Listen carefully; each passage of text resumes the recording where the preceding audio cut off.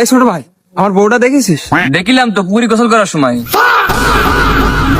গোসল করছিল দেখেছিস, ভালো কথা। ওর সাথে বলার দরকার কি?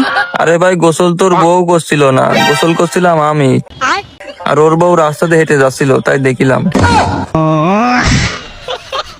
দেখলেন তো শর্টকাট কথা বলার ফল কি হয়। ভাই তুই কথাটা বলবি, বল, পুরা ব্যাখ্যা করে বল। যদি ব্যাখ্যা করে বলতি তাহলে কি আর এভাবে মার খেতি? যাই হোক, সবই কপাল। এই যে ঢাকা 11 আসনের বিশিষ্ট সন্ত্রাসী সাহেব আল্লামা কাইয়ুম সাহেব, আরেকজন সন্ত্রাসী আছেন আল্লামা রবিউল ইসলাম চাঁদাবাজি। পাটোয়ারি ভাই, আপনি পারেনও বটে। এজন্যই হয়তো বাংলাদেশের মানুষেরা বলে বিনোদনের আরেক নাম নাসিরউদ্দিন পাটোয়ারি। ভাই কি ফোন লাগবো? ভাই আইফোন 65 প্রো ম্যাক্স আছে। ভাই না পাগল কোন থেকে আইছে?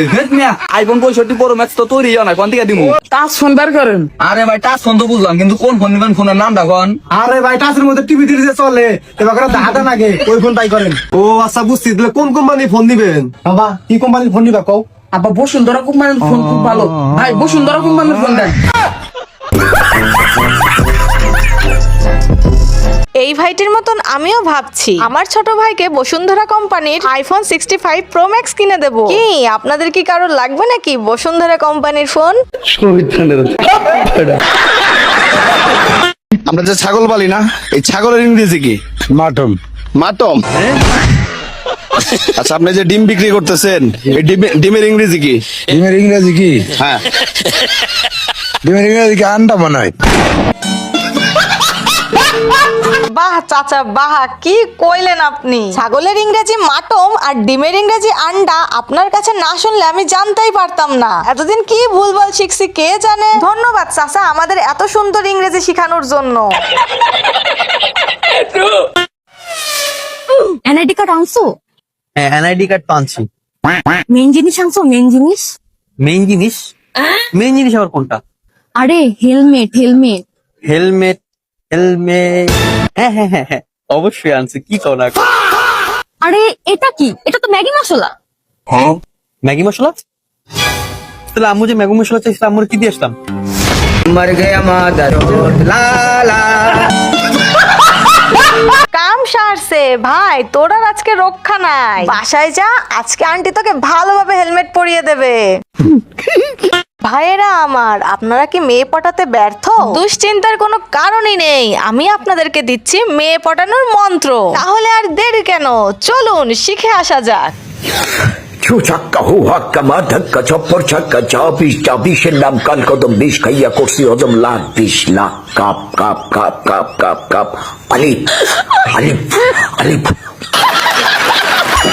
বিয়ে করার পরও যে আপন বন্ধুদের কাছ থেকে এত খোঁটা শুনতে হয়, এই ভিডিওটিই তার বাস্তব প্রমাণ। চলুন তাহলে আর দেরি কিসের, ভিডিওটি দেখে আসা যাক। ভাই চল ছবি তুল। মানে ছবি তুলে কি হবে? তুই তো বিয়ে করে ফেলাইছিস। আচ্ছা তুলতে হবে না, আগে যেগুলো তোলা আছে ওইগুলো এডিট করে ফেসবুকে ছাড়বা নে। ছবি এডিট করে তুই কারে দেখাবি? তুই তো বিয়ে করে ফেলাইছিস। বুধাই সব বাদ দিন, বাড়ি চল। বাড়ি তো যাবা, ওই যে বিয়ে করে ফেলাইছাও। আরে ওই জন্যই না, বাড়িতে কলা বেচতে হবে। হ্যাঁ কলা, আমি তো কলাই ব্যবসা, ওই যে বিয়ে করে ফেলাইছাও।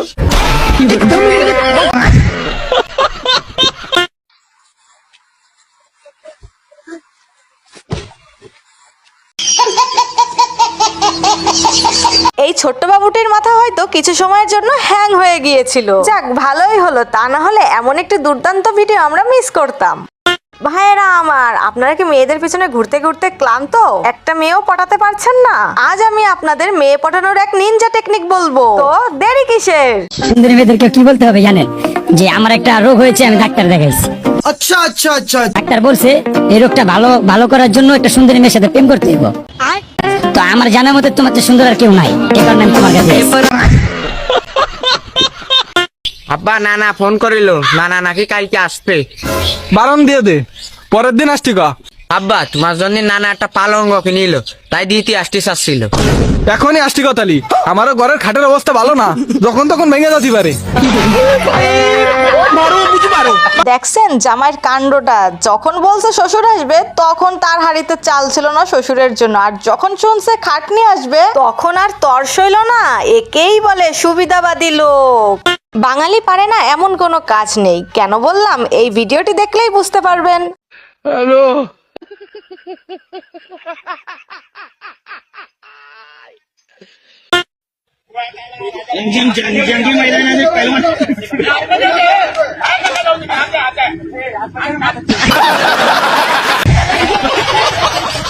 আঙ্কেলের অ্যাটিটিউড দেখে ভাবলাম কি আর আঙ্কেল করলোটা কি। এই জন্যই হয়তো লোকেরা বলে যত গর্জে তত বর্ষে না। হ্যাঁ, এই দেশের উন্নয়ন কিছুই করে নাকি, এই দেশের উন্নয়ন করছে লগে তারেক জিয়া।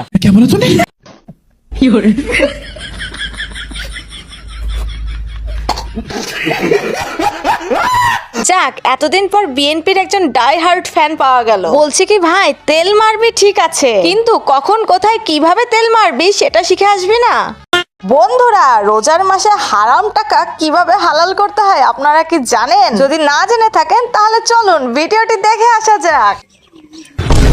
এই টাকাটা তোল, টাকাটা তোল, টাকাটা তোল। এ রোজার দিনে 400 টাকা পরে পাইলাম রে। 400 টাকা তো পরে পাইলাম, কিন্তু রোজার দিনে তো এটা হালাল হবে না রে। এই টাকাটা হালাল করার আমার কাছে একটা বুদ্ধি আছে। আল্লাহ বান্দারা কিছু টাকা দান করো। হালাল হয়ে গেছে। তাহলে বন্ধুরা, আজকের মতন হাসির ডোজ এখানেই শেষ করলাম। আবারও দেখা হবে এসটি বাজের কোনো এক নতুন পর্বে। ততক্ষণ হাসি খুশি থাকুন, আর লাইক কমেন্ট শেয়ার করতে একদমই কিপটেমি করবেন না। ধন্যবাদ।